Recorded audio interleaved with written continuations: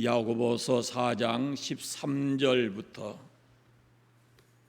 17절 말씀까지.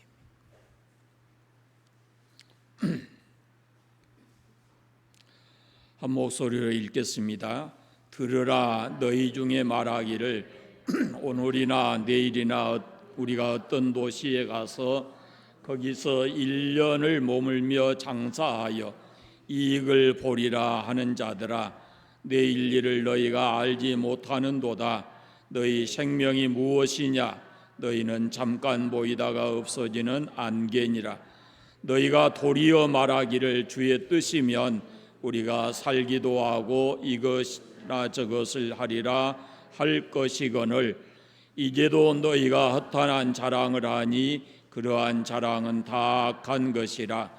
그러므로 사람이 선을 행할 줄 알고도 행하지 아니하면 죄니라. 아멘. 창세기에 보면은 아브라함이 믿음의 사람인 아브라함 곁을 떠나서 눈에 보이는 이익을 따라서 소돔성을 선택에 들어갑니다. 그때부터 그는 하나님과의 관계가 소홀하게 됐고, 그리고 많은 갈등을 경험하며 살게 됩니다. 그 자신뿐만 아니고 그 후의 삶을 보면은 가족과 이웃에게도 불행한 고통을 안겨주고, 그리고 아주 보기 좋지 않는 모습으로 그 성을 겨우 빠져나오게 되는 걸 보게 됩니다. 하나님의 사람인 다윗이 간음함으로 인해서 하나님의 뜻을 벗어났을 때 다윗은 먼저 자신 안에 정말 많은 갈등과 아픔을 경험했습니다. 그리고 더 나아가서는 자신의 가족과 나라를 불행하게 만들어냈습니다. 요나라는 사람이 하나님의 뜻을 피해서 다시스로 도망했을 때 그 마음은 결코 편치 않았을 겁니다. 그의 마음에 갈등이 일어났을 것이고, 그래서 그는 자신의 모습을 감추기 위해서 배 밑창에 들어가 잠을 잤습니다. 결국은 그가 탄 배에 있던 승객과 배 주인에게 엄청난 물질의 손해를 입히고 자신의 생명까지도 위험한 상황에 처하게 됐습니다. 여러분, 우리가 하나님의 뜻을 따라 살고 하나님이 우리와 함께 하시는 것이 복인 줄로 믿습니다. 하나님께서는 우리 개개인을 위한 아름답고 선한 계획을 가지고 계십니다. 우리 앞날에 대한 모든 것도 그분의 손 안에 있습니다. 우리가 이 땅을 살아가면서 무엇이 우리에게 가장 유익한 것인지도 정확하게 알고 계시는 분입니다. 오늘 말씀을 통해서 세 가지 삶의 유형들을 한번 살펴보려고 합니다. 첫째는 하나님의 뜻을 무시하고 사는 삶입니다. 13절 말씀을 보시면 먼저 이 하나님의 뜻을 무시하고 사는 사람들은 하나님의 뜻이 무엇인지, 또 하나님의 뜻에 관심도 없고, 그러다 보니 자기 마음대로, 자기 생각대로 살아가는 사람입니다. 이런 사람을 우리는 자연인의 삶이다, 이렇게 말할 수 있어요. 이 사람들의 삶이라는 것은 이기적인 욕망이 지배하는 삶입니다. 13절 말씀을 보십시오. 들으라, 너희 중에 말하기를 오늘이나 내일이나 우리가 어떤 도시에 가서 거기서 1년을 머물며 장사하여 이익을 보리라 하는 자들아, 그랬습니다. 지금도 그렇지만은 1세기의 이 유대인들은 대단한 상수를 가지고 있었습니다. 그래서 이 박해가 일어나서 사방으로 흩어진 이 유대인들이 그 가는 곳곳마다 명성을 떨쳤거든요. 유럽과 북아프리카 이런 중심으로 유대인들이 흩어져 가지고 새로운 곳에 어떻게 모여 살게 되면은 그 지역이 그 지역의 상업을 발달시키고 무역을 흥왕하게 했다라는 겁니다. 그러면서 이 부와 물질적 부와 사치와 허영이 함께 들어왔습니다. 일반인들은 이것을 대단히 좋아했습니다. 유대인들이 들어와서 함께 살면서 경제적으로도 발전이 되고 하니까 그걸 굉장히 좋아했고, 그리고 유대인들이 자기 지역에 오는 것을 환영도 했습니다. 그러다 보니까 유대인들은 새로운 도시에 가서 무역을 하고 이익을 얻으려는 이런 계획을 세우기도 했었습니다. 그런데 이들을 향해서 하나님께서 말씀하십니다. 들으라, 이렇게 말씀하셔요. 자기의 어떤 이기적 욕망에 사로잡혀서 이 도시 저 도시에 가서 장사해서 이익을 남기겠다고 하는 사람들에게 하시는 말씀입니다. 이익이라고 하는 것은 좋은 것입니다. 그러나 그 이익이라고 하는 경제적 이익이 그 인생의 목표가 돼서는 안 된다는 것이죠.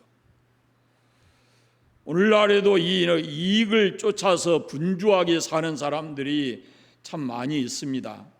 1세기의 이 상인들, 유대인 상인들이 가졌던 가치관은 철저하게 물질주의였습니다. 돈이 그들의 주인이었고 구주였다라고 할 수 있습니다. 그런데 오늘날도 많은 사람들이 이런 삶을 살아갑니다. 하나님의 뜻이 무엇인가는 관심이 없습니다. 하나님께서 우리에게 말씀하신 것은 의도적으로 거부합니다. 그러면서 이 사람들의 삶의 초점이 어디 맞춰져 있냐면은 경제적 풍요로움에 있습니다.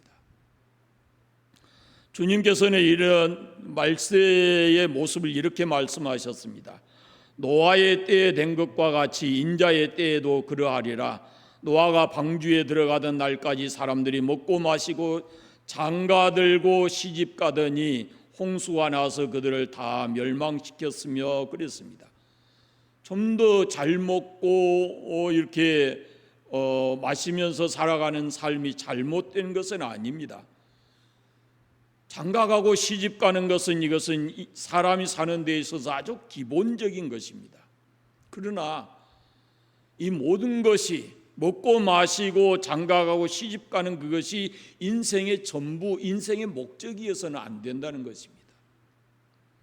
다만 우리의 삶을 행복하게 또 풍성하게 만들어주는 하나의 수단과 방편, 이런 것에 불과하다라는 것이죠.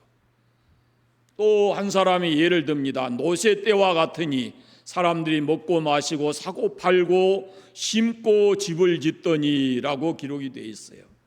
그러니까 주님이 말씀하신 이 말세가 되면은 사람들이 철저하게 물질주의적이 되며 자기 이기적 욕망에 사로잡혀서 살게 될 것이다라는 겁니다. 바울도 디모데후서에서 밝힙니다. 하나님보다 물질을 더 사랑할 때가 올 것이다 라고 하는 겁니다. 그런데 오늘 우리 시대의 사람들의 삶을 보면은 이 경제적 풍요로움에 온통 거기에 집중이 되어서 살아가거든요. 물론 물질이 없이 우리가 이 세상을 살아간다는 것은 그것은 가능하지가 않지요. 그렇지만은 그것이 내 인생의 목표가 돼서는 결코 안 된다라는 그런 말씀입니다. 그리고 이 사람들은 미래가 불확실한 삶을 삽니다. 14절 말씀을 보시면 내일 일을 너희가 알지 못하는도다. 너희 생명이 무엇이냐? 너희는 잠깐 보이다가 없어지는 안개니라 그랬습니다. 잠언에 보면은 너는 내일 일을 자랑하지 말라. 하루 동안에 무슨 일이 날런지 내가 알 수 없음이니라 라고 말합니다. 하루 앞을 내다볼 수 없는 것이 우리의 삶입니다. 그런데 13절 말씀을 보면은 이 사람은 1년의 계획을 세웠습니다. 1년의 계획을 세우면서 하루 일을 예측하지 못하는 것이 이것이 우리들의 삶입니다. 우리가 이렇게 미래가 불확실한 삶을 살고 있는 겁니다. 성경은 계획성 있는 삶을 부정하지 않습니다. 그러나 1년을 계획하든지 하루의 삶을 계획하든지 그 속에 반드시 내 생명의 주인이신 하나님이 그 속에 담겨져 있어야 된다라는 겁니다. 오늘 하루를 살아도 내 삶을 통해서 하나님을 기쁘시게 하고 1년을 살지라도 우리의 삶의 목표가 어떻게 하면 하나님의 뜻 안에서 하나님 앞에 영광 돌려드리며 살아갈 건가, 그걸 놓치면 안 된다는 거죠. 누가복음에 나오는 어떤 부자의 이야기를 예수님이 하셨는데 기억하십니까? 한 해의 농사가 잘 됐습니다. 그것을 바라보는 농부 이 부자에게 고민이 생겼습니다. 금년에 농사가 잘 됐는데 이것을 거둬들이면은 현재 창고는 좀 비좁겠고, 그래서 창고를 넓히는 개조 작업을 합니다. 그리고 마침내 곡식을 수확해서 풍성한 농산물을 그 넓은 창고에 가득히 채워놓고 그날 밤에 자기 영혼을 향해서 독백처럼 속삭입니다. 내가 내 영혼에게 이르되 영혼아, 여러 해 쓸 물건을 많이 쌓아두었으니 평안히 쉬고 먹고 마시고 즐거워하자 하리라 하되 그랬습니다. 여러분, 무엇을 생각하십니까? 21세기 첨단 과학 시대를 살아가고 있는 오늘날 우리 이 땅에 지금 살고 있는 모든 사람들의 모토가 이 부자가 말하는 것처럼 아닙니까? 더 많은 것을 쌓아놓고 내 영혼 자신을 향해서 이제 먹고 마시고 즐기면서 남은 인생을 살자, 이것이 지금 현대인들의 살아가는 삶의 모습이 아닐까요? 그런데 하나님께서 그날 밤에 그에게 나타나셔서 어리석은 자여, 오늘 밤에 내 영혼을 도로 찾으리니 그러면 내 예비한 것이 네 것이 되겠느냐라고 말씀하십니다. 부자는 농사가 잘 되는 것을 보고 창고를 크게 넓혀야 되겠다라는 생각을 하고 그런 행동을 하지만 그날 밤에 자신에게 어떤 일이 일어날지 그것을 알지 못했습니다. 그렇게 우리는 내일 일을 알지 못하는 불확실한 시대에 우리가 살아가고 있다라는 말씀입니다. 흔히 우리가 이런 말을 합니다. 이제 살만하니까 그런 말을 하자. 살만하니까. 그걸 위해서 온 심혈을 기울여 놓았는데 이제 살만하니까 이 땅에 없어요. 우리의 삶이 그렇게 미래가 불확실하다라는 것입니다. 그 다음에 이 사람들은 허무한 삶을 삽니다. 14절 말씀 계속 보시면 너희 생명이 무엇이냐, 너희는 잠깐 보이다가 없어지는 안개니라 그럽니다. 인생이 70, 80 이제는 시대가 좋아져서 100년을 산다 해도 하나님의 영원성 앞에 우리 자신을 내놓고 보면은 이것은 한순간에 불과합니다. 이 영원에 비하면은 우리 이 땅에서 살아가는 이 100년의 삶은 한 점에 지나지 않을 뿐입니다. 그럼에도 불구하고 사람들은 자신이 이 땅에서 영원히 살아갈 것처럼 생각하고 살아갑니다. 우리가 때때로 자신을 이렇게 생각해 보아야 합니다. 언젠가는 내 숨이 멎을 것이고 언젠가는 모든 소유가 나에게 있어서 아무런 의미가 없어진다라는 걸 생각해 보시면 우리가 다시 한번 자신의 삶을 되돌아보면서 삶의 태도를 바르게 가져야 할 겁니다. 그날이 언제일지 우리가 알 수 없습니다. 내가 숨쉬고 있는 이 숨이 언제 멎을지, 내가 소유하고 있는 이 모든 것들이 언제 나에게 아무런 의미가 없어질지 우리가 그것을 알지를 못합니다. 그러니까 그걸 생각하면 우리의 생각이 달라지고 삶의 태도가 바꿔져야 되는 겁니다.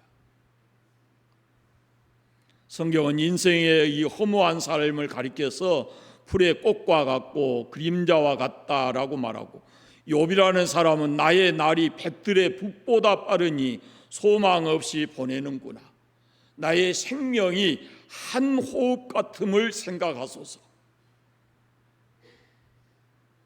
여러분, 인생은, 하나님 없는 인생은 참으로 허무하고 허망한 것입니다.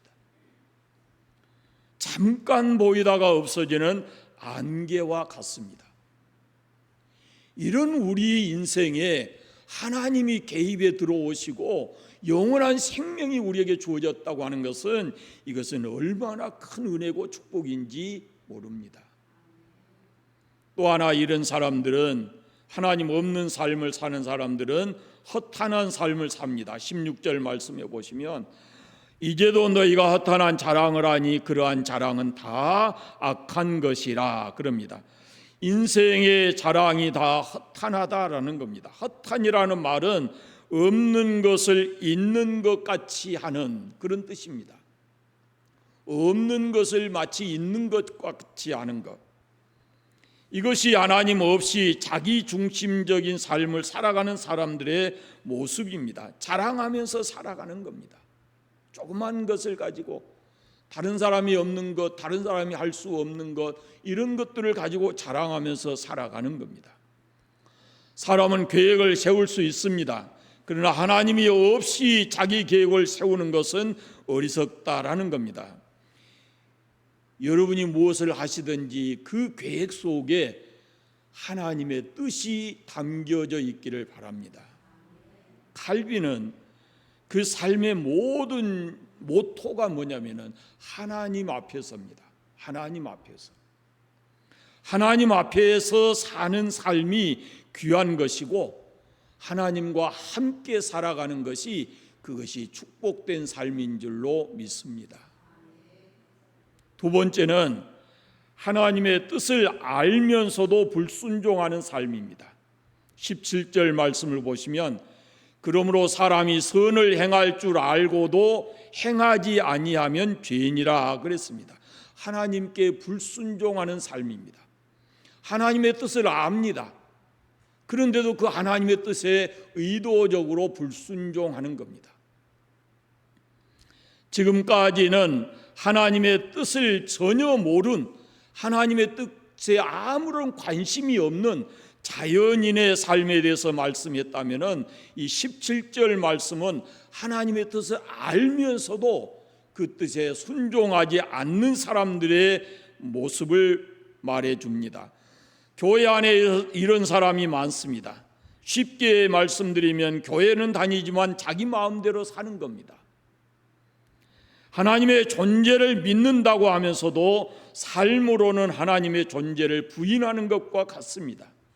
이런 사람들은 자연히 교회는 다니지만은 자기 힘으로, 자기 지식과 어떤 재물의 힘으로, 경험으로 그 인생을 살아가는 겁니다.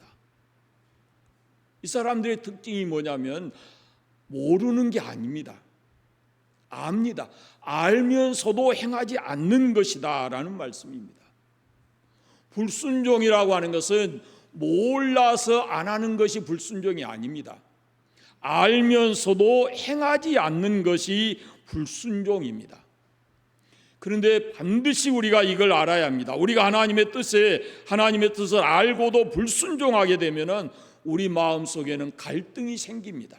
절대로 평안하지 않습니다. 인류의 조상 아담이 그랬고 사울이 그랬습니다. 많은 사람들이 자기 뜻대로 행하다가 실패했고 하나님께 불순종하다가 피망하는 경우가 성경에 곳곳에 나타나 있습니다. 이런 사람들의 삶은 자기 뜻대로 안 됐을 때는 또 하나님을 쉽게 원망하는 겁니다. 우리는 어떤 일을 하기 전에 먼저 하나님의 뜻을 찾는 것이 중요하고, 하나님의 뜻을 깨달았으면 우리가 그 뜻대로 순종의 삶을 살기를 하나님께 기도하고 힘을 얻어야 할 것입니다. 세 번째, 하나님의 뜻에 온전히 순종하는 삶입니다. 이것이 성도들의 삶입니다. 순종이 제사보다 낫다고 했습니다. 하나님께 우리가 불순종하게 되면은 하나님 우리를 사랑하시기 때문에 그대로 내버려 두지 않으시고 우리에게 때로는 매를 드십니다. 징계하십니다. 징계는 우리를 사랑하시기 때문에 그렇습니다. 우리가 믿으면 구원을 받습니다. 그러나 불순종하게 되면 하나님은 이렇게 불순종하는 사람들을 끝까지 쓰지 않습니다. 사울이 그렇습니다. 처음에 하나님의 뜻에 합당한 사람이어서 그를 한 나라의 왕으로 세웠지만은 그가 불순종했을 때 하나님은 그 손에서 그를 놔버렸습니다. 하나님께 불순종하게 되면은 하나님께 쓰임을 받지 못한다라는 말씀입니다. 그러므로 우리는 하나님의 뜻에 순종하는 것이 매우 중요합니다. 하나님의 뜻을 알고 하나님의 뜻에 순종하는 삶을 살아야 합니다. 하나님의 뜻은 우리를 불편하게 하는 것이 아닙니다. 우리를 불행하게 만드는 것이 아닙니다. 하나님의 뜻은 우리를 더 편안하게 하고 우리를 더 행복하게 만들어주는 것이 하나님의 뜻입니다. 하나님의 뜻 안에서 살아갈 때 우리가 진정한 자유를 누릴 수가 있는 겁니다. 여러분, 기차도 내일을 벗어나면은 결코 달릴 수가 없는 겁니다. 새는 하늘에서 자유롭고 물고기는 물속에서 자유롭습니다. 만약에 물고기가 물에서 무트로 나오게 되면은 그때는 자유가 아니라 죽음일 뿐입니다. 하나님의 백성들은 하나님의 뜻 안에서 살아야, 그래야 이 마음의 평안을 누릴 수가 있고 참된 자유함을 얻고 살아갈 수 있습니다. 그곳에 하나님의 은혜가 있고 하나님의 축복이 임하는 겁니다. 먼저는 우리가 하나님의 뜻을 알아야 합니다. 첫째, 하나님의 뜻을 알아야 돼요. 방법이 뭘까요? 나를 향하신 하나님의 뜻을 아는 방법이 뭘까요? 말씀 속에 있습니다. 성경을 펴 읽어야 됩니다. 말씀 속에 나를 향하신 하나님의 뜻이 담겨져 있습니다. 그러므로 말씀을 읽어야 되고 들어야 되고 말씀을 공부해야 되고 그렇습니다. 똑같은 말씀도 어느 순간인가 이것이 내 마음속에 확실하게 다가오는 말씀이 있습니다. 그 순간에 그것이 하나님의 뜻이거든요. 기도해야 합니다. 말씀을 붙들고 우리가 기도할 때 하나님의 뜻을 좀 더 분명하게 알 수가 있는 것입니다. 하나님의 뜻을 이해해야 합니다. 이해. 아는 것으로 그치지 말고 이해를 해야 됩니다. 이해하라는 말씀은 그 하나님의 뜻을 묵상하라는 말씀입니다. 깊이 생각하라는 말씀입니다. 그것이 정말로 왜 하나님께서 나에게 이런 요구를 하시는지, 그 말씀 속에 나를 향하신 하나님의 강한 뜻이 무엇인지를 우리가 충분히 묵상해서 이해를 해야 되고, 또 하나는 하나님의 뜻을 분별해야 됩니다. 이 분별이라고 하는 것은 경험함으로써 알아가는 겁니다. 경험함으로써 아는 거예요. 말씀 속에 있는 이 말씀이 내가 실천함으로 삶을 통해서 경험되어질 때, 이것이 하나님의 뜻이었구나라는 것을 우리가 깨닫게 된다라는 그런 말씀입니다. 하나님의 뜻을 행해야 됩니다. 이게 순종의 삶인데요. 그리스도인의 삶은 하나님의 말씀에 순종하면서 살아가는 겁니다. 우리는 언젠가는 하나님 앞에 서게 될 것입니다. 우리가 지금 물질주의, 물질 만능 시대 이런 곳에 우리가 발을 붙이고 살지만, 우리가 주님 앞에 섰을 때는 네가 얼마나 풍요롭게 살았냐, 그건 아무런 의미가 없습니다. 주님께서는 우리가 얼마나 있는 것을 가지고 감사하면서 살았는지, 그것을 얼마나 나누어 주면서 베풀면서 살아갔는지 아마 그것을 판단하실 겁니다. 적은 것을 가지고도 그에 합당하게 베풀며 나누며 살아가는 삶이 주님께서는 그것을 축복으로 말씀하실 거예요.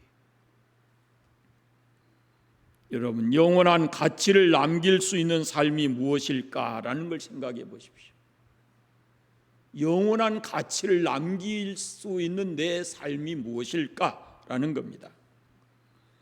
유명한 부흥사인 조지 휘필드라고 하는 사람에게 어떤 사람이 물었습니다.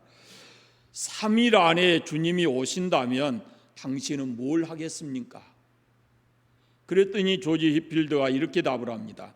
나는 기도하는 가운데 앞으로 사흘 동안 하겠다고 이미 계획해 놓은 일들을 하나하나 이루어 가겠다. 계속해서 하겠다라는 겁니다.